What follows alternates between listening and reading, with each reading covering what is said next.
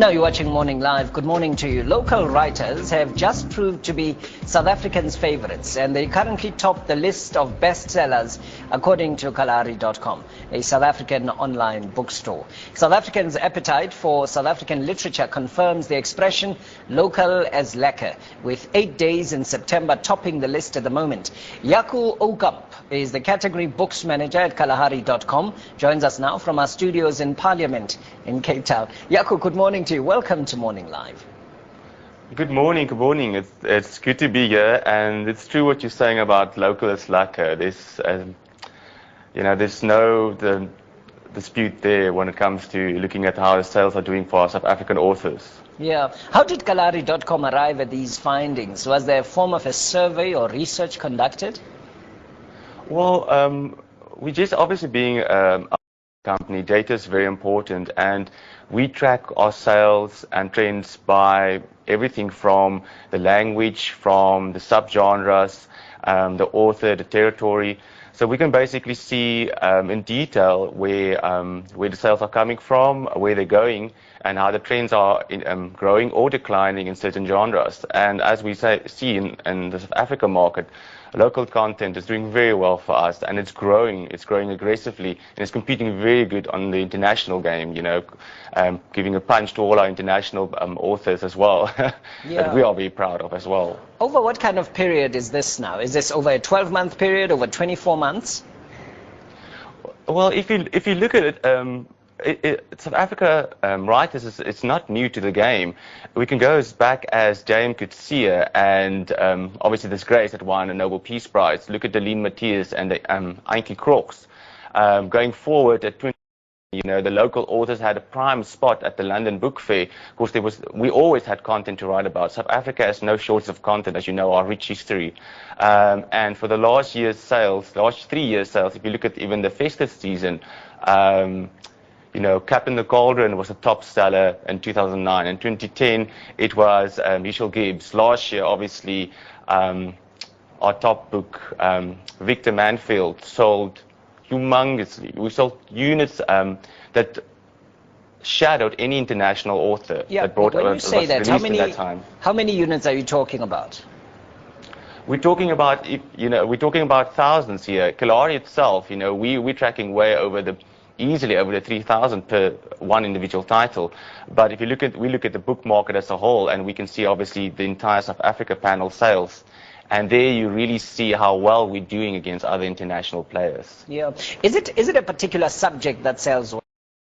When Jake White brought out his book, having won the Rugby World Cup, and that was quite a big seller as well. So is it related to a particular theme? I know now there's talk that it's 8 days in September that is on the top of the sales lists, as it were. Is it a particular theme, or what kind of South African author actually sells well?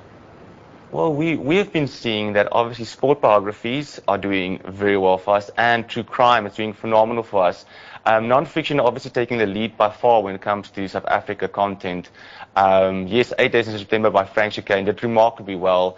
On the top seller at the moment is Anna Brewer's versus the State. It's basically the follow-up of the first edition, Akas Anna.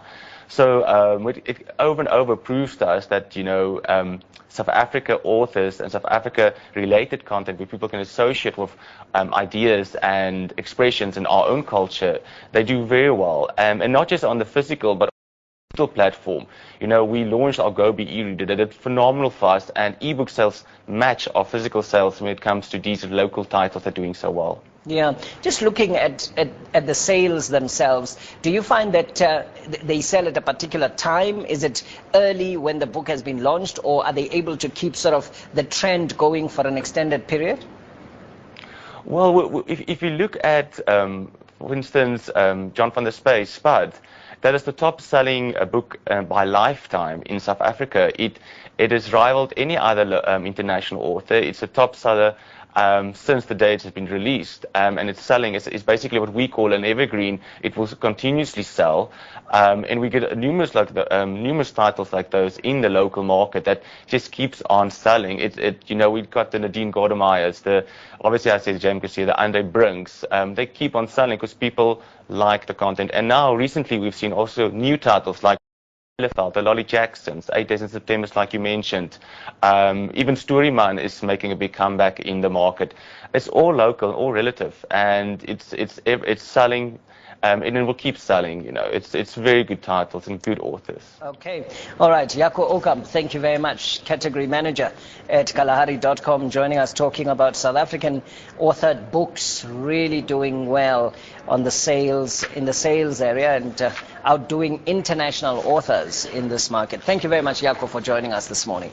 You're watching Morning Live on SABC2. Just looking at what some people are saying this morning. Sbuda Liction says that how can Santaco say they were not aware about the taxi strike? That shows carelessness and irresponsible.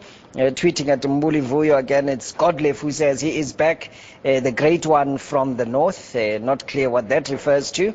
But looking at strikes again, this strike must be regulated, the strikes, and be registered before being done. It affects the economy and it affects productivity as well.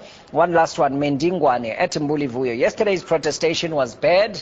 I was stranded at Bree Street. I was writing exams that were due to start at 8:30. By that time, I was still at Bree Street. So they do have an impact, these strikes. Tweet at Morning Live SABC. Text 33726. Tweet at Mbuli Vuyo. This is Morning Live. It's the best breakfast television program in the world. Stay with us.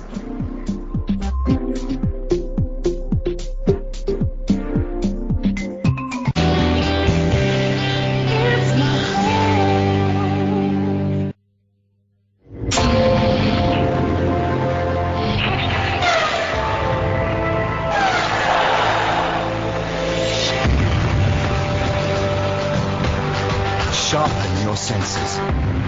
Boss Bottled Sport, the invigorating new fragrance for men.